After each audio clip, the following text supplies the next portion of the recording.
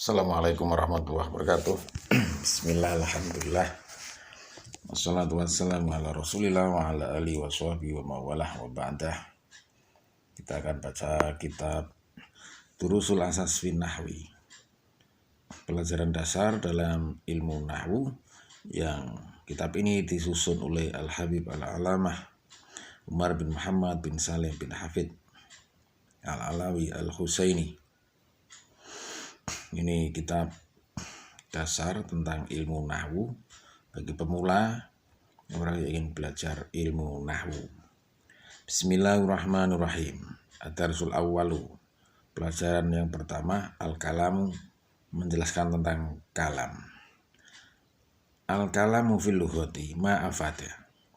Kalam secara bahasa yaitu setiap lafaz yang memiliki fungsi memahamkan seseorang. Artinya setiap lafaz yang sudah bisa dipahami oleh seseorang, maka itu disebut kalam secara bahasa.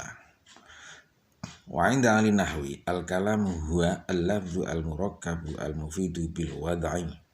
Sementara kalam menurut ahli nahwu yaitu lafaz al-murakkabu yang tersusun, al-mufidu yang berfaedah, bil wad'i dengan disengaja.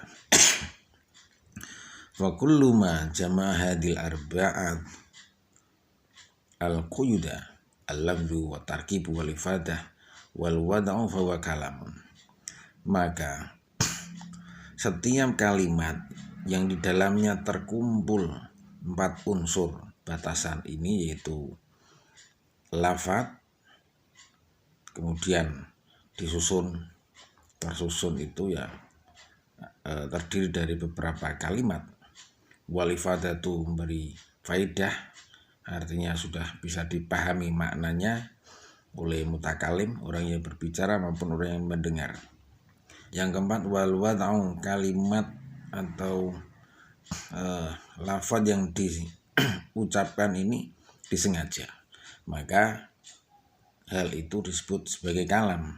Kalam itu berarti 4 unsur itu harus terpenuhi: lafaz, tarkib, ifadah, dan wal wad'u. Kemudian kita urai satu-satu. Walafdhu huwa as-sautu al-mustamilu ala ba'dil hurufil hijaiyati. Apa itu lafaz? Lafaz yaitu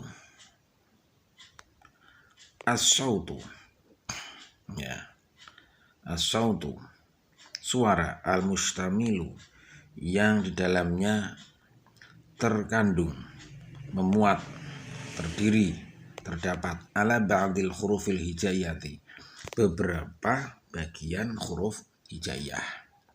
Jadi ini lafaz adalah suara. Suara itu mengandung beberapa huruf hijaiyah, ya. Jadi harus ada beberapa bagian huruf hijaiyah nanti di dalamnya.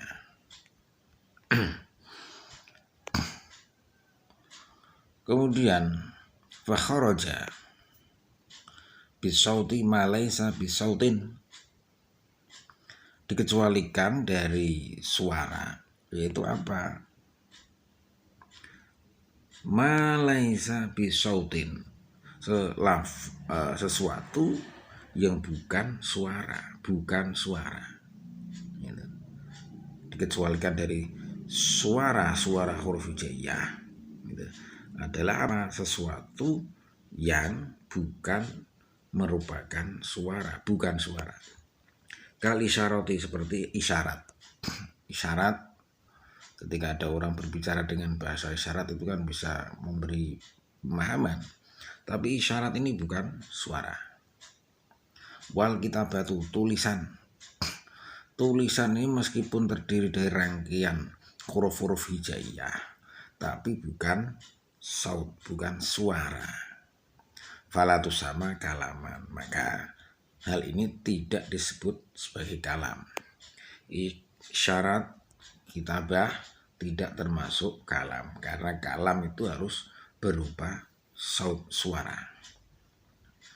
Li'annaha laysat bisautin. Nah ini karena isyarat kalam kitabah ini laisat bisautin, bukan merupakan suara. Fahiyya laisat bilafdin, bukan merupakan lafaz. Wa kharaja biqaulina al-mustamilu ala ba'dil hurufil hijayati al-aswatu. Dikecualikan dari perkataan kami al-mustamilu. Al-mustamil yang terdiri dari suara yang di dalamnya terdapat atau terangkum dari bagian beberapa huruf jaiyah, yaitu suara-suara allati laisa fi hurufu hijain, di dalamnya tidak terdapat huruf-huruf jaiyah. Ada suara tapi tidak memuat huruf hijaiyah. Kata swiki seperti ini, seperti tepuk tangan. Ini ada suaranya tapi tidak memuat huruf hijaiyah. Wasautitin li, suara kendang ada suaranya. Waswatil hayawanat, suara-suara hewan, suara ayam, suara kuda, ada suaranya semua. Tapi tidak terdapat huruf hijaiyah. Jika demikian, fala yusama, tidak disebut syai'un min dzalika kalaman li'annahu laisa lafdzun. Semua itu tadi, suara hewan, suara kendang, suara tepuk tangan, tidak termasuk dari definisi kalam. Kenapa? Karena bukan lafaz. Begitu. Kemudian definisi yang kedua, wal murakabu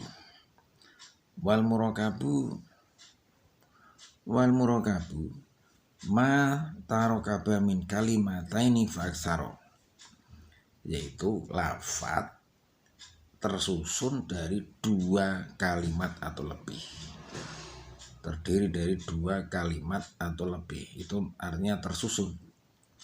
Misal Allahu ahadun, Allahu dan ahadun, ini tersusun, terdiri dari 2 kalimat, minimal dengan 2 kalimat, tersusun dari 2 kalimat, lafaz Allah dan lafaz ahadun. Ini namanya tersusun. Atau contoh Muhammadun Rasulullah, Muhammad adalah utusan Allah. Kemudian atau contoh lagi, qad aflahal mu'minuna, telah beruntung siapa orang-orang beriman. Kemudian lagi istahada at-thalibu, telah sungguh-sungguh siapa at-thalibu, siswa. Bi khilafil kalimatil wahidati fala tusamma kalaman. Maka jika ada satu kalimat hanya terdiri dari satu kalimat saja, tidak ditarokabah, tidak ada susunan seperti ini, maka kalimat yang satu ini tidak disebut sebagai kalam, karena syaratnya harus tersusun, dirangkai, diantaranya minimal 2 kalimat atau lebih banyak. Misalnya apa? Lafaz ini at-thalibu saja, atau ahadun saja. Ini kan satu saja, tidak dirangkai dengan Allah misalnya. Lafaz ahadun tidak dirangkai dengan Allah, Muhammadun tidak dirangkai dengan Rasul. Aflaha tidak dirangkai dengan al-mu'minun, istahadat berdiri saja, tidak dirangkai dengan at-thalibu. Maka setiap lafaz yang hanya berdiri sendiri ini tidak disebut sebagai kalam. Kemudian yang ketiga, wal mufidu. Apa itu wal mufidu? Ma'afada al-mustami'a faidatan taman. Lafaz itu memiliki faidah, memberikan pemahaman, memberikan makna kepada mustami', orang yang mendengar. Faidatan taman, secara sempurna, pemahaman yang sempurna. Artinya ketika ada suara, ada orang bicara kepada mustami', kalimat yang disampaikan itu sudah bisa dipahami oleh mustami' ataupun mutakalim tanpa harus bertanya lagi. Itu namanya faidatan taman, mufidah. Mislu qaulika shadaqallahu, maha benar Allah. Balagha Rasulullahi, balagha Rasulullahi, telah menyampaikan risalahnya siapa? Rasulullah, utusan Allah. Hadara al-ustadu, ustad telah hadir. Ini kalimat-kalimat ini ya, ini tidak perlu dipertanyakan lagi ketika ada orang memberikan informasi. Hadara al-ustadu, ustad telah datang. Tuhafidhu ad-darsa, aku menghafal pelajaran. Ini kalimat sudah jelas tanpa perlu dipertanyakan lagi. Fakullu wahidatin min hadhil jumal, fakullu wahidatin min hadhil jumal itu fidul mustami'a maknan taman. Maka semua ini dari jumlah-jumlah kalimat tadi, surah Allah, bala Rasulullah, hadal ustadu, hafidhu ad-darsa, dengan jumlah-jumlah kalimat. Jumlah kalimat itu apa? Ya terdiri dari fa'il misalnya, atau mubtada khobar, ini namanya jumlah kalimat. Itu sudah, jumlah kalimat ini tadi sudah memberikan pemahaman kepada mustami', orang yang mendengar makna taman secara arti yang sempurna. Bihilafi qaulika haduru au inja'a at-talibu au idza kumtu mimakani. Maka berbeda dengan kalimat-kalimat ini. Haduru saja atau hadir, ini siapa yang hadir belum jelas. Au inja'a at-talibu, jika datang seorang siswa. Kenapa ini? Ini kan kalimat syarat butuh jawab. Jika datang maka bagaimana? Kan begitu. Jika seorang siswa itu telah datang, maka Pak Guru mulai mengajar. Misalnya begitu, itu kalimat yang sudah sempurna, sudah memberikan pemahaman. Tapi kalau inja'a atau libu, ini kalimat syarat, belum ada jawabnya, belum bisa memberikan pemahaman yang sempurna. Orang yang mendengar belum paham, atau hadur saja juga belum paham. Hadir apanya? Siapa? Oh idza kumtu mimakani. Atau contoh lagi, ketika aku berdiri dari tempatku. Nah ini kenapa? Nah, belum jelas. Fakul wahidatin min hadi la tufidul mustami'a maknan taman fala tusamma kalaman. Maka semua contoh-contoh ini tadi di atas, haduru dan idza kumtu makan, ini kalimat-kalimat yang belum sempurna. Semua itu tidak bisa memberikan pemahaman kepada mustami'. Orang yang mendengar belum paham. Artinya masih timbul pertanyaan-pertanyaan. Ada apa-apa? Kalimat ini belum sempurna. Maknanya itu belum sempurna. Ketika belum sempurna ini, maka ya falatu sama kalaman, tidak disebut kalam. Kemudian yang selanjutnya, syarat disebut sebuah kalam bil wad'i walahu mana, yani apa itu maksud al wad'i? Ini ada dua makna. Makna yang awal itu bil wad'i al wad'u al arabi wa kharaja kalamul ajim bilughati ghairil arabiyati fala yusamma inda ahli nahwi kalaman. Wad'i di sini pertama artinya adalah disengaja.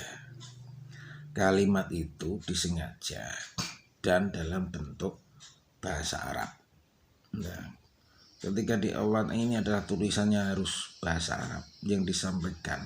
Kalimat-kalimat ini adalah harus berupa bahasa Arab, maka bahasa-bahasa ajam ini tidak termasuk Arabiyah. Maka menurut ahli nahwu tidak termasuk kalam karena tidak Arabiyah kalau ini disyaratkan. Ini adalah syarat yang pertama bagi penafsiran pertama dari pengertian al-wad'u, disengaja. Disengaja dalam arti kalimat itu harus bahasa Arab. Kemudian kita cari yang kedua apa? Wal makna asani dari al-wad bilwad ini, makna yang kedua, arti yang kedua penafsiran dari al-wad'u ai bil qasdi, disengaja. Kalimat itu disengaja. Kalimat misalnya qoma zaitun, Zaid telah berdiri. Kalimat yang disampaikan diucapkan dengan bil qasdi, dengan disengaja. Ya. Kenapa? Karena ada kalimat yang muncul tidak disengaja. Ada kalimat yang diucapkan tapi tidak disengaja. Fa kharaja kalam musahi wal masnun, gitu. Maka dikecualikan ucapan-ucapan orang yang lalai, orang yang lupa, atau orang yang gila, atau orang yang tidur. Maka perkataan orang yang lalai, orang yang gila ini kan tidak kontrol, tidak disengaja, maka tidak disebut sebagai kalam. Fala yusamma kalaman li'annahu laisa biqasdin, karena tidak disengaja. Maka dari sini bisa kita pahami yang disebut dengan kalimat itu adalah kalam adalah, di sini ada 4 kriteria. Yang pertama adalah lafadz, ya, harus lafadz. Tadi dengan pengertiannya ini suara-suara kumpulan dari huruf hijaiyah. Kemudian yang kedua harus murakab, tersusun dari 2 kalimat atau lebih.